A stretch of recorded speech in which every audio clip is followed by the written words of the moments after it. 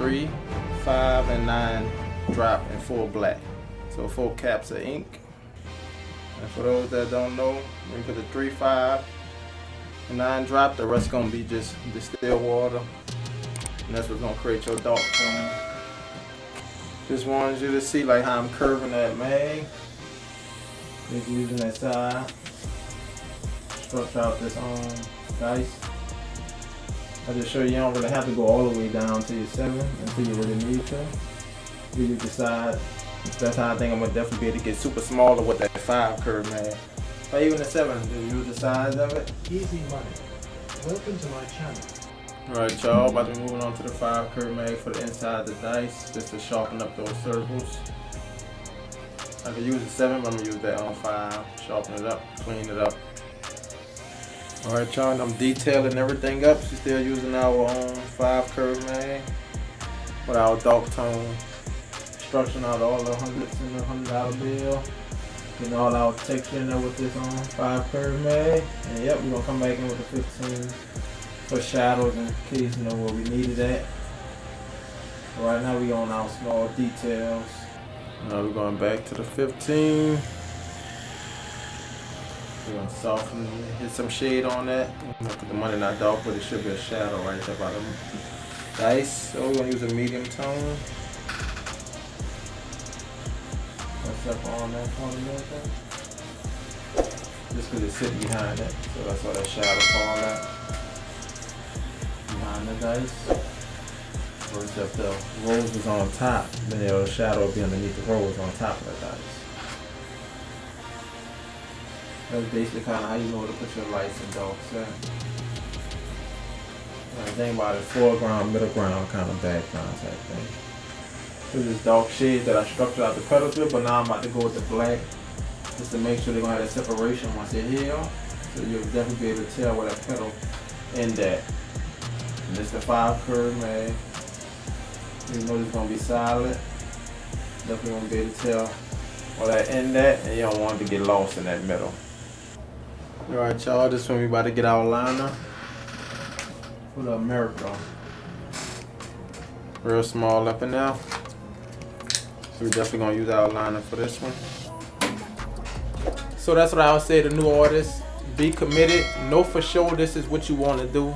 Because when you know for sure and you sink yourself in it and you commit, you're gonna do it. You're gonna make it regardless. Ain't no if I make it. Ain't no if this happen. No.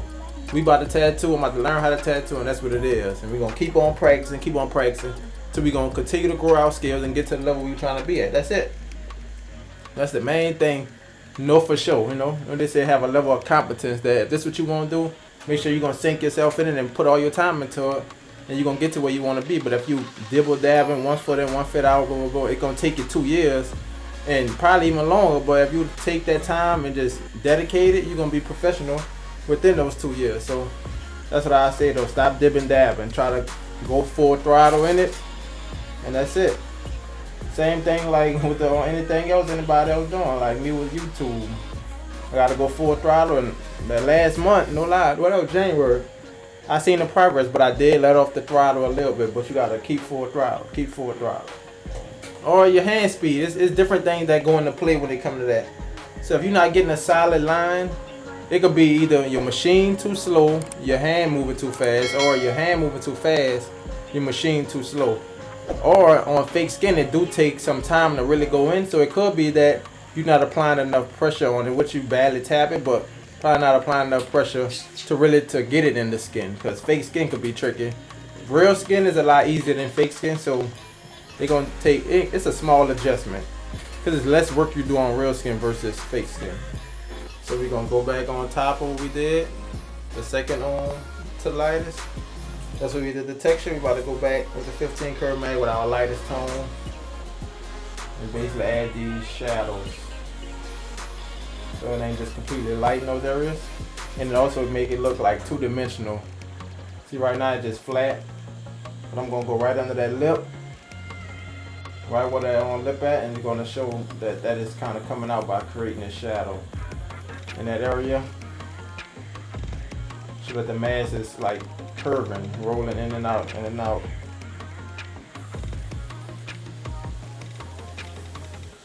So that just would create that texture for you. Well, you got the texture, but that creates like the two-dimensional look. So it's light, and it slides down to get back dark because it's underneath the rolls. The money rolls on top of the face.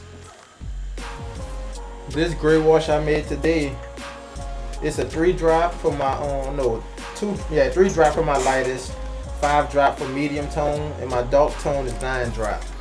And then I got an all black, which I rather been using my all black. Alright, so you don't want that super dark, not too dark. So think about it, when you touch it up or whatever, you can always darken things up. But we ain't trying to go with super light shades and make that black. So the darkest thing in this tattoo would be like around our $100 bill inside the rolls and the dots inside the dice and the background, which is the smoke. But the mask, we know we want that soft. That's why I got the black on the outside to structure out the mask though. By that being soft and light, you want darks around your lights to get them to pop out. Alright y'all, we just filling out the mask. See, from a distance, you can easily tell kind of like how the mask is structured out with the soft shades. But when I zoom in, well, you can still see it, but not as much from a distance. You can easily see it though. Just structuring it out, giving it a two-dimensional look.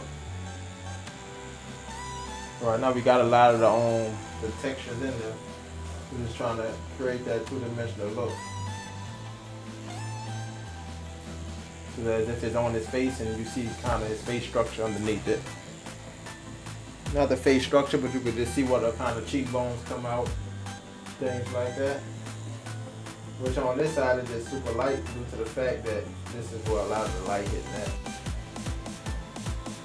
And I'm going to keep this kind of light on this side, but not as light as that side. Due to the fact that we already structured out with our black. Well, not always black. That's our darkest tone.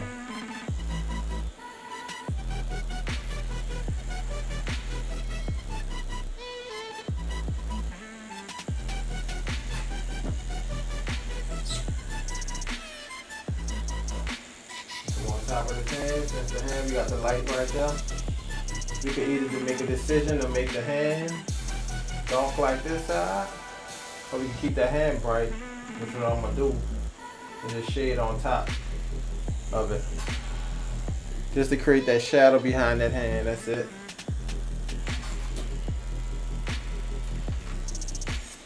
Trying to flush that with that finger. My bad, I missed that hand, but flush that shade with that finger.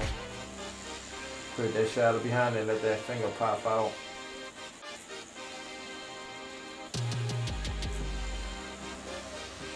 Yeah. A little more to go. Alright y'all, we about to add the white and we turn the machine down to 6.5. No, 6 volts since we're adding white. We turn the machine down to 6 volts. That. Well, not the shade, but some white highlights. I really want to add it to the mask.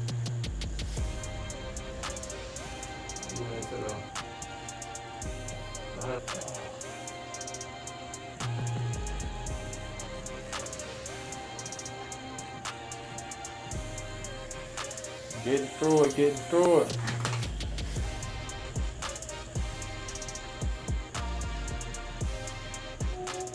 That was the main face I kind of saw it when I thought.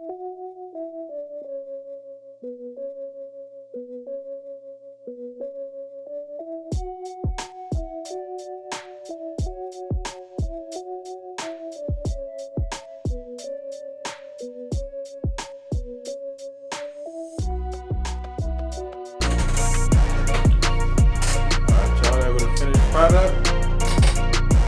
Check that out. Finished product. We're about to wipe it down.